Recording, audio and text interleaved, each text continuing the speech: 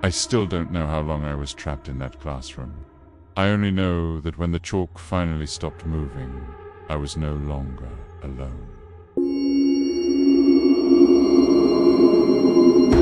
I've always been into urban exploration. Old factories, closed hospitals, abandoned malls, places frozen in time, lost form. I was passing through a rural town in the Midwest when I noticed an abandoned elementary school set back behind overgrown trees. The windows were boarded, the playground rusted, and a crooked sign out front still read Ridgeview Primary School, even though the paint was peeling like dead skin. I parked across the road and walked over with my flashlight and camera. According to local forums, the school had been shut down abruptly about 15 years earlier due to structural issues. That was all anyone ever said. No fire, no scandals, just closed. Inside, the air smelled damp and metallic, like old rain trapped in concrete. My footsteps echoed louder than they should have, even though the building was small. Lockers lined the hallway, most hanging open, their insides empty except for dust and spider webs. The silence was thick, no wind, no animals, not even the distant hum of traffic. I moved room to room, filming, narrating quietly for myself. Most classrooms were identical, tiny desks, broken cabinets, peeling alphabet posters. Then I reached the last room at the end of the east wing. Every chalkboard in that classroom had the same thing written on it. The date, today's date.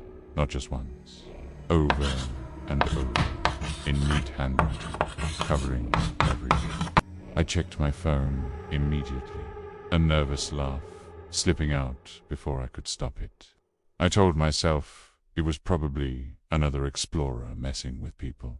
Still, something about how fresh the chalk looked bothered me. It wasn't faded or smeared. It looked new. I stepped inside to get a closer look. The moment I did, the door behind me swung shut with a heavy click. I froze. Schools have heavy doors, but this one didn't feel like it had closed naturally. I tried the handle. It turned, but the door wouldn't open, like something was pressed against the other side. I told myself to calm down. Old buildings shift, doors jam. That's when I heard it. Scratch, scrack. At first, it was faint, almost like rats inside the walls. Then it became unmistakable, the sound of chalk scraping against a board. Behind me, I turned slowly, my flashlight beam shaking.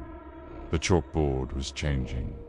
A hand wasn't visible, but the date was being written again, letter by letter, over the existing ones. The sound was slow, deliberate, like whoever or whatever was writing wanted me to hear every stroke. My chest tightened. The room felt colder, like someone had opened a freezer. I backed away until I hit a desk, nearly knocking it over. "Hello," I whispered, hating how small my voice sounded. The scratching stopped. For a second, there was silence. Then the chalk began moving, again this time faster, aggressive.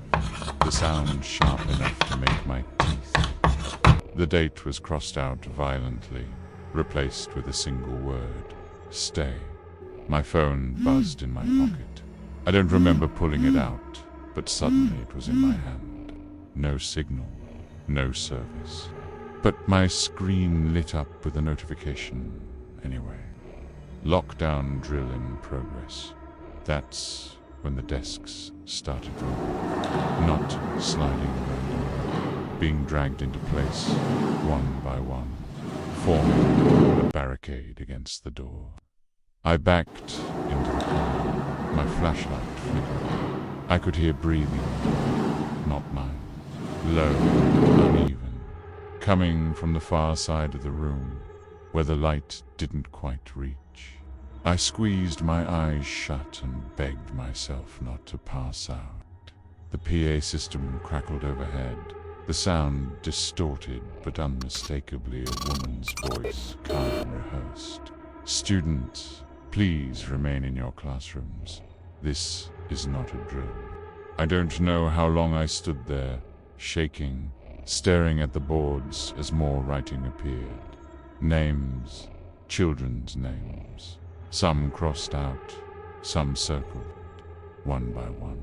Then, just as suddenly as it started, everything stopped. The desks slid back. The door creaked open. I didn't hesitate. I ran. I didn't stop until I was outside, gasping, my lungs burning. I drove away without looking back. Later that night, I checked local records. Ridgeview Primary hadn't closed because of structural damage. It had been permanently locked down after a teacher barricaded her class during a real emergency, one that never made the news.